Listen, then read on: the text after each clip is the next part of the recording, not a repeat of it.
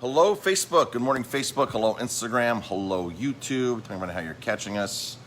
It is Monday morning, Columbus Day weekend, the tail end of it. A little rainy out. Beautiful weekend, though. Amazing weekend. Friday night was just gorgeous. Last night was a little chillier. Saturday night was gorgeous. Super busy this weekend. Thank you, everybody, for your support. If you came in, we really appreciate it. We did a limited indoor dining, and we had, of course, our front and back. We're very busy. So thank you very much for that. We appreciate it. Good morning, everybody who's tuning in. Good morning, Jordan. Good morning, Thomas. Good morning. So Jamie and I are here at the bar working this morning pretty early, getting some stuff done. We're working on our wine list today, and a lot of you know that we have this big wine list, this binder that we haven't used it. If you've been in, we've not given you this metal binder. There's like 150 wines in here. At one point there were 250 wines in here. We've scaled down over the last couple of years. There's a lot to keep that inventory in of all these wines.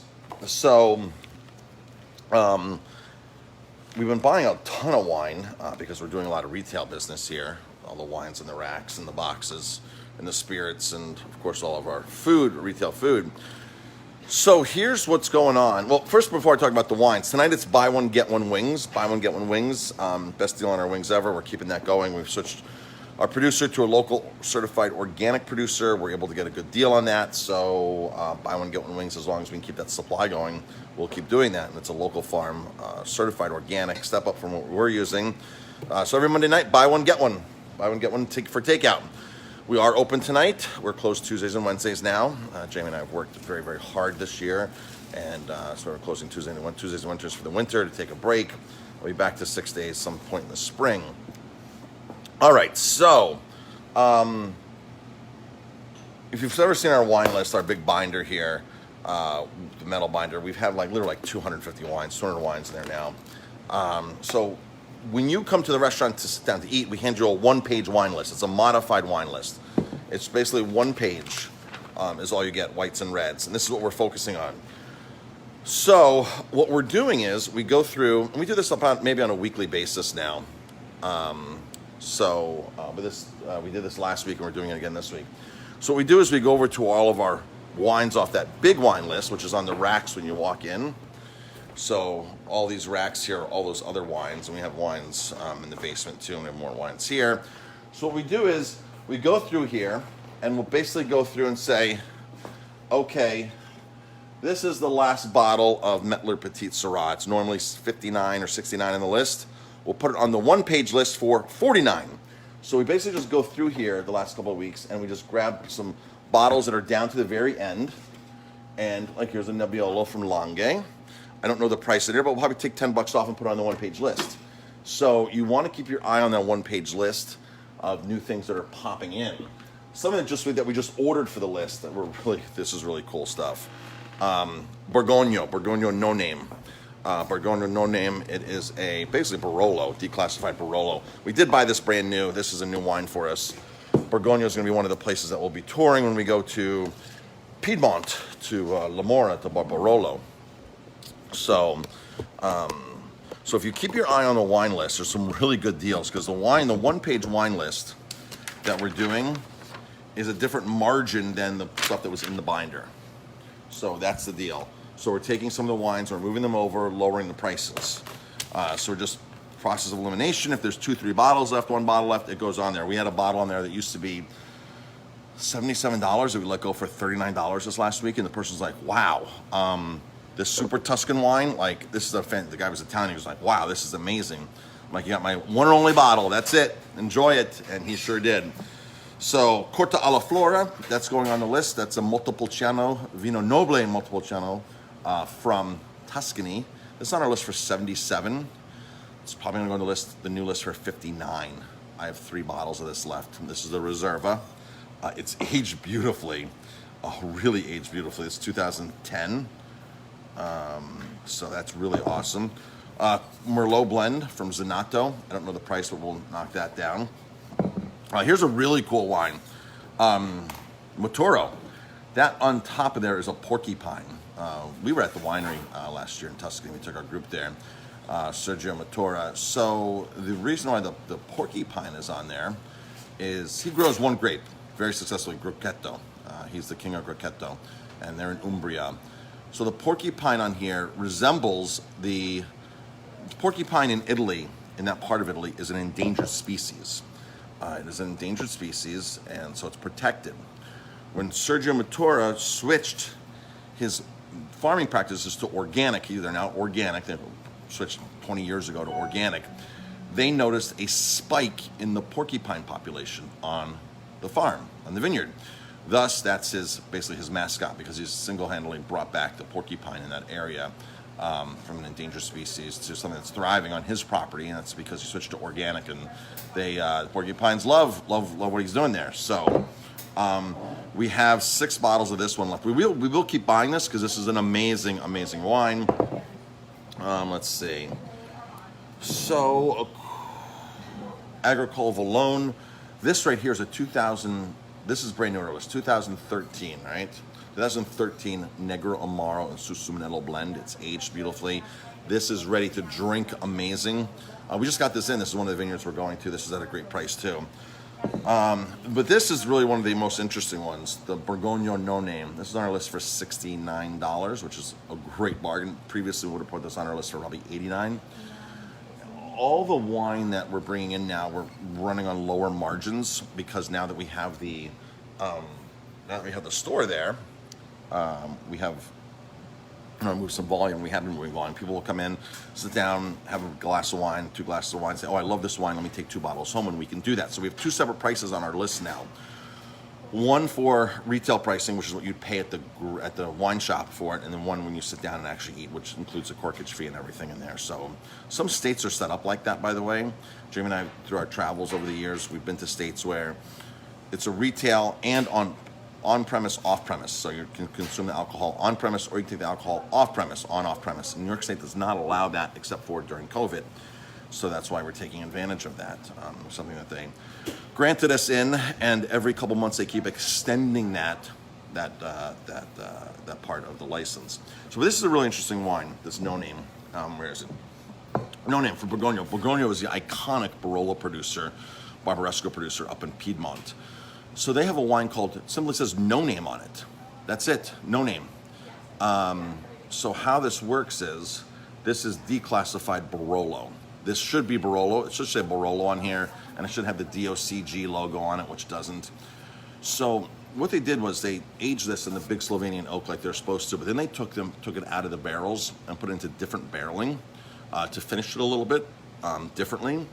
And the Italian consortium came in and said, "We don't like what you're doing with this, and you can't call it Barolo.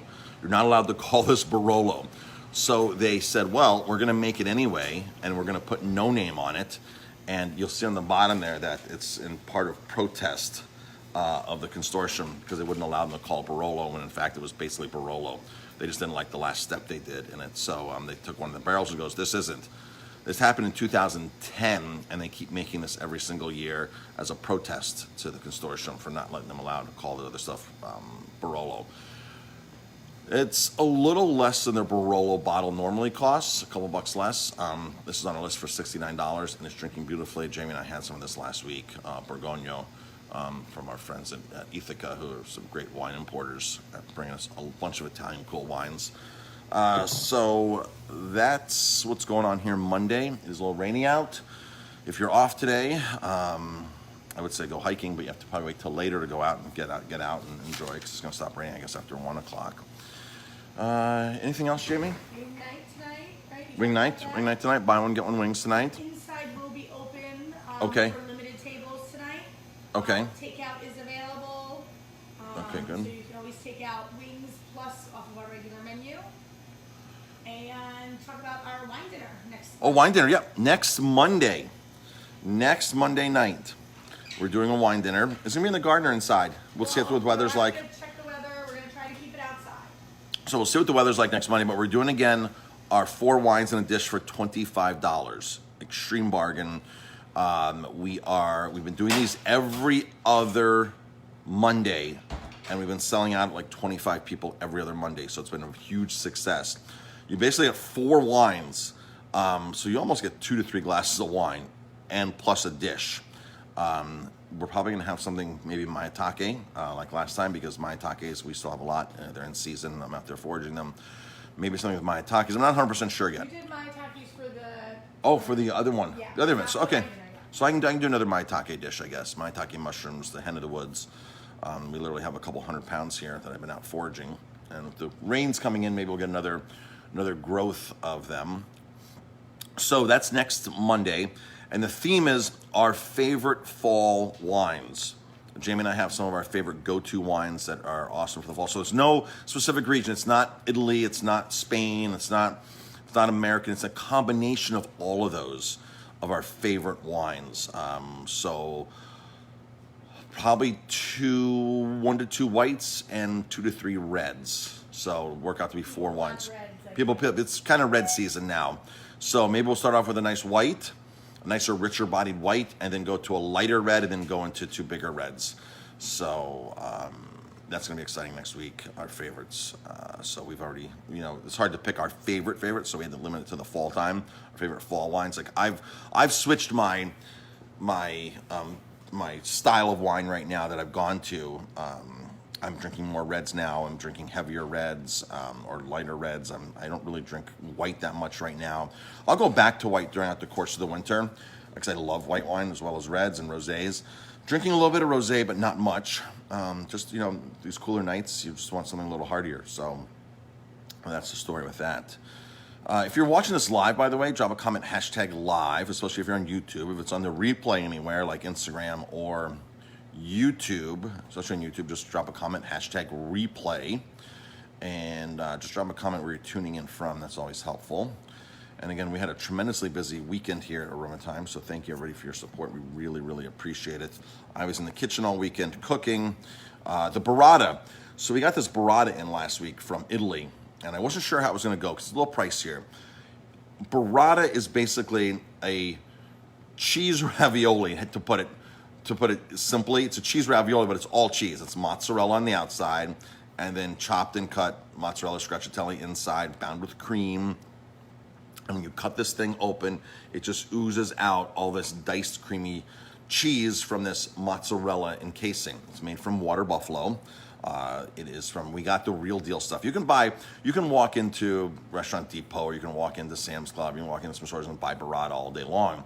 But it's typically American burrata from cow's milk, from a company like Belgioso or something. There are some smaller producers, some farmstead producers here in America that make burrata, that make really high-end burrata. But for the most part, when you go into a restaurant to buy burrata, you're not buying something truly from Italy or from Apulia or specifically from Andrea. Andrea is a city in southern Italy, in Apulia, that is the birthplace, the home of a burrata. That's a 100-year history of burrata there. So, hi Karen and Vinny are on. How's it going? Hi Connie's on. Carrie, a bunch of people are on. Thomas, thanks. Mark's on. Hi Mark. Nick's on. My cousin Nick. So Susan's on. Anna. A bunch of people are on. So we brought this in. I wasn't sure how it was going to go. I brought in a case, and we put it on our grocery list as well. We sold a couple on our grocery list right away, and then all of a sudden it just went gangbusters in the restaurant. Totally gangbusters.